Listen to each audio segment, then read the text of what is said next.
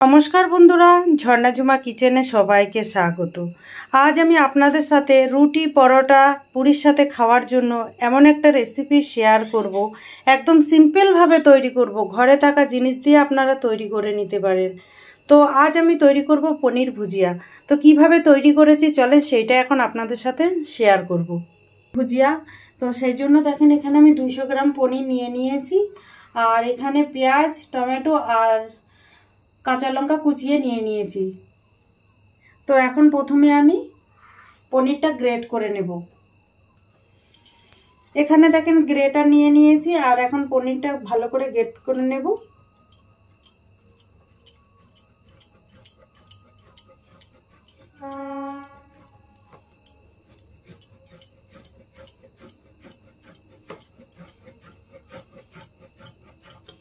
দেখেন এইভাবে গ্রেট করে নিয়েছি।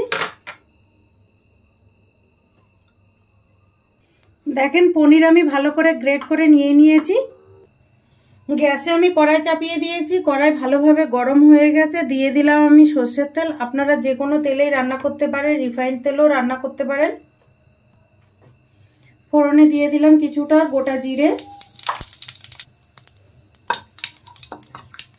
জিরে দেখেন ভালো করে ভাজা হয়ে গেছে। এখন আমি দিয়ে দিলাম এর মধ্যে কুচনো পেঁয়াজ। একটা বড় সাইজের পেঁয়াজ আমি কুচিয়ে দিয়েছি। আর দিয়ে দিলাম কাঁচা লঙ্কা।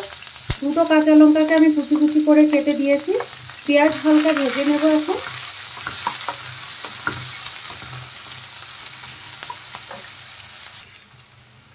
এখানে দেখেন রসুন আর আদাকে আমি গ্রেট করে নিয়েছি, দিয়ে দিলাম।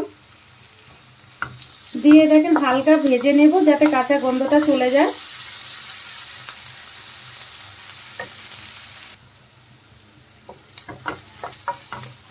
দেখেন আদা, রসুন, পেঁয়াজ, কাঁচা লঙ্কা বেশ ভালো করে ভাজা হয়ে গেছে। এখন এর মধ্যে আমি কুচনো ক্যাপসিকাম দিয়ে দিলাম। ক্যাপসিকাম দিয়ে দেওয়ার পরে আরেকটু নেড়ে চেড়ে ভেজে নিচ্ছি। এখন আমি দিয়ে দিচ্ছি কুচনো টমেটো।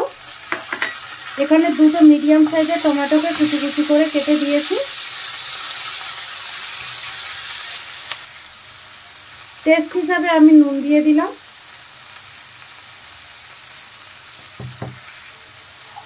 হলুদ গুঁড়ো, লঙ্কা গুঁড়ো, ধনে গুঁড়ো, খুব সামান্য দেখেন জিরে গুঁড়ো দিলাম। দিয়ে দিলাম দেখেন কসুরি মেথি। কসুরি মেথিটা দিলে কিন্তু খুব সুন্দর একটা ফ্লেভার আসবে। সামান্য দেখেন আমি চিনি দিয়ে দিলাম। চিনিটা চাইলে আপনারা স্কিপ করতে পারেন। এখন সব মশলা একসাথে মিশিয়ে আমি ভালো করে কষিয়ে নেব।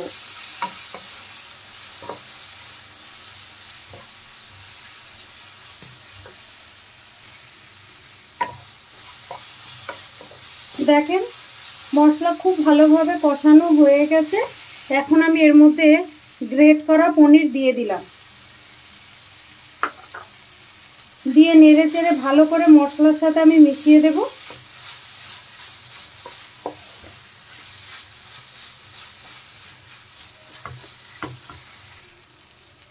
খুব সামান্য একটু দেখেন জল দিয়ে দিলাম আমি।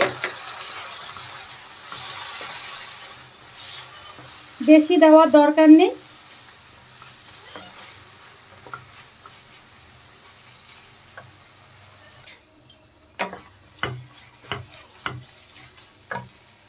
এখন আমি দিয়ে দিলাম কিছুটা গরম মশলা গুঁড়ো আর দিয়ে দিলাম ঘি। ঘিয়ের জায়গায় কিন্তু আপনারা বাটারও দিতে পারেন। এখন নেড়ে চেড়ে ভালো করে মিশিয়ে দেব।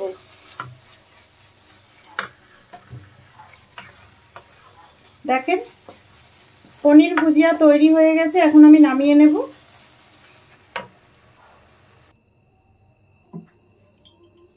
এখন আমি দেখেন প্লেটে নিয়ে নিলাম।